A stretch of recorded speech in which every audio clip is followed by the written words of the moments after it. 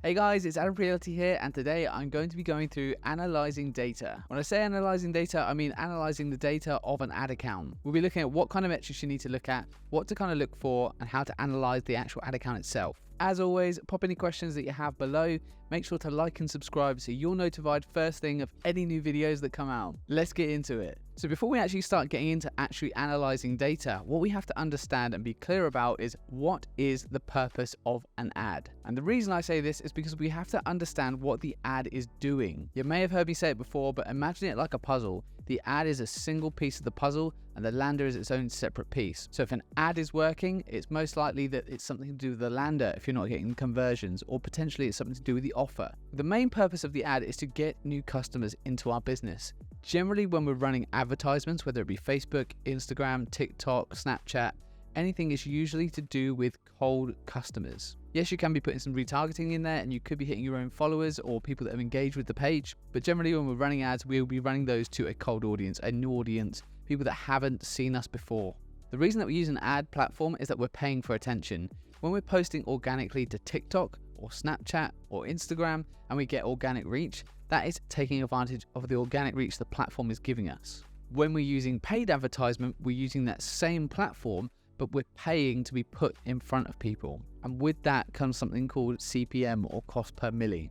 So the price that we pay per 1,000 people that are shown this particular ad. People aren't on social media to watch your ads. People are there to enjoy themselves, to find entertainment, to communicate with their friends and family. So we have to keep this in mind when we are running an advertisement, is that people aren't there to watch it. We just happen to slide into that feed, they catch the ad, and then we need to entertain them or keep them interested so that they then take the next steps in action that we'd like them to take. We've caught their attention, we're then going to educate them about our product or service through either storytelling, showing some before and after results, or something along those lines. We're then going to present them with an offer, something that they can't refuse. Some people, when they hear offer, think immediately that you have to discount it, say like 70%, 60%, something absolutely crazy. That's not what I'm saying. The offer is actually the thing that you present to the audience as your goods or services. For example, buy one, get one free. Buy two, get two free. Buy this shampoo and get a hair scrubber with it. The idea of the offer is to make this as attractive as possible to your ideal or dream customer.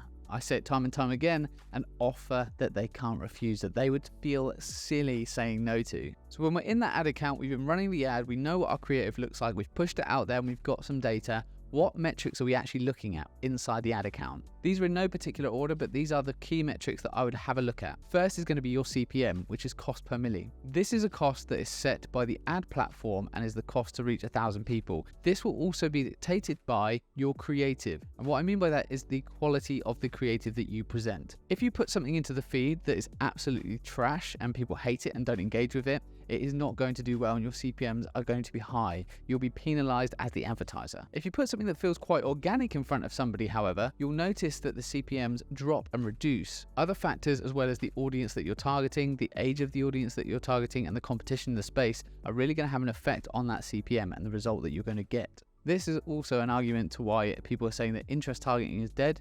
It's because when you go broad, that the audience will be found for you, but when you're using an interest, you are giving parameters to Facebook and saying, find me people within this, which then gives you generally higher CPMs. Next is going to be frequency. Frequency is going to be the amount of times that someone has seen your advertisement in a certain period of time. You'll notice that when you change that time frame on the ad account, the frequency will change depending on that period of time. In an ideal world, some of the best frequencies to have to get somebody to buy is going to be roughly around 2 to 2.5 times in a 7-day period. By default, you're going to notice if you're going to a cold audience that Facebook will automatically, the frequency is going to increase, which means that other people have seen your ads more than once. And generally the calculation for this is going to be impressions divided by reach. Reach being the number of individual accounts that have been reached, and impressions the number of times eyes have seen that particular ad. So next is your click-through rate. The click-through rate is going to be the percent of which people click through the ad. For example, out of 100 people, if you have a 1% click-through rate, that means one person in every 100 is clicking through from your ad. Equally, if you get 3%, that means for every 100 people, 3 people will click through from your ad. In e-commerce, we'll be looking at a click-through rate of between 1 and 3%. Any lower than that, it could be a bit of a struggle and give you an indicator that your ad is not good. Any higher than that, you've got a really, really great ad that people love clicking through because it's a very engaging advertisement. Next is going to be cost per click.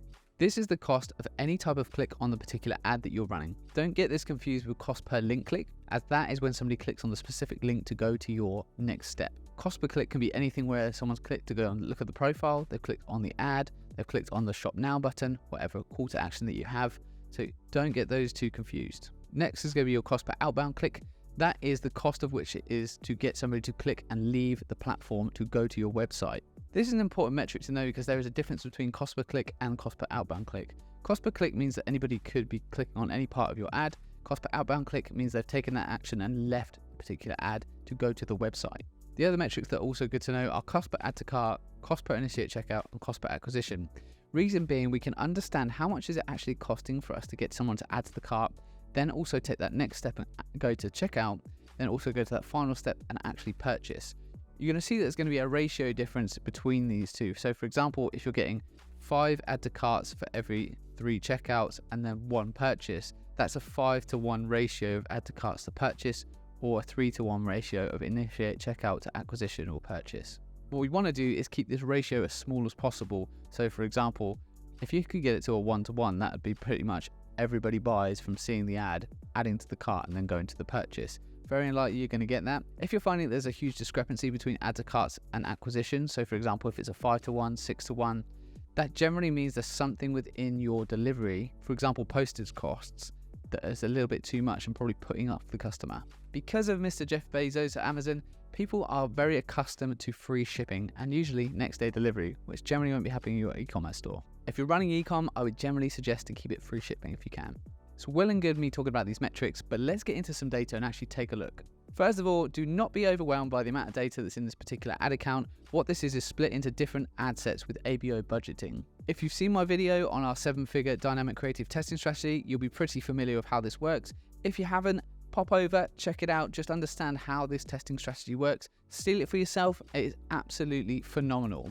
But let's get into it a little bit more and start understanding this. So what we can see here on this particular one is the different CPMs, that thing that we discussed, the cost per milli. Now I would always pay attention to this because it generally gives an indicator of how good or bad the ad potentially is.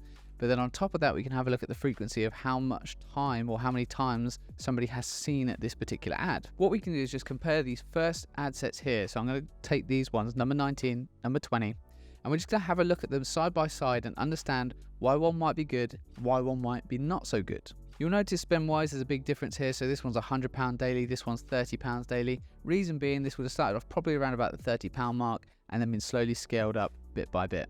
You'll notice that this one here has spent about 1.2k, whereas this other one's been about £200. That would have been that hit a certain point where it wasn't profitable and we decided that it was a failed test. Turn it off, never touch it again.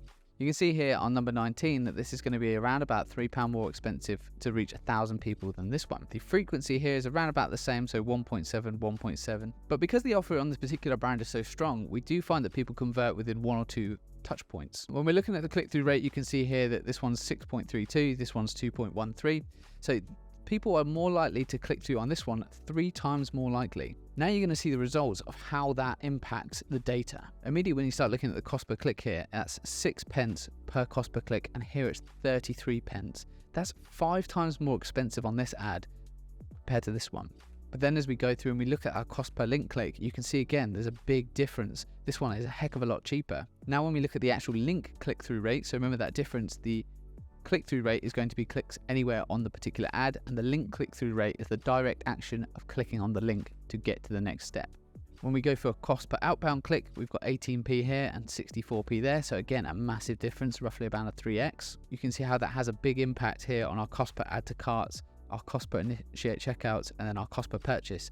Basically, the cost per purchase here is almost double on the ad that's been turned off than the one that's currently still running. Sometimes you'll find you might have a fantastic ad that encourages people to click through, but then the ad may not convert because it didn't relay the message enough about the product, for example, the before and after, or it didn't relay the offer correctly or enough so much that people purchased from it. I'll give you an example here.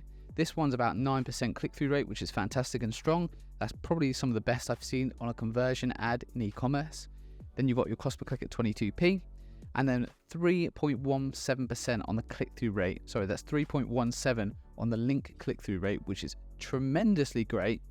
but then the actual conversion itself wasn't very strong. If you find you have an ad that has a really successful click-through rate, it gets people in, grabs their attention, and then pushes them to the next step, but then they don't convert, but you know this offer is strong, you know that it usually works, then it's going to be something to do with the ad not explaining that product or service clearly enough, or at least creating enough desire for them to purchase. I really hope you found some great value inside this video. If you have any questions, please do pop them below. More than happy to answer them for you or make videos on the content that you're requesting. If you haven't already, make sure you like and subscribe to the channel so you're notified of any new videos immediately. I appreciate you all. I'll see you on the next one. Much love.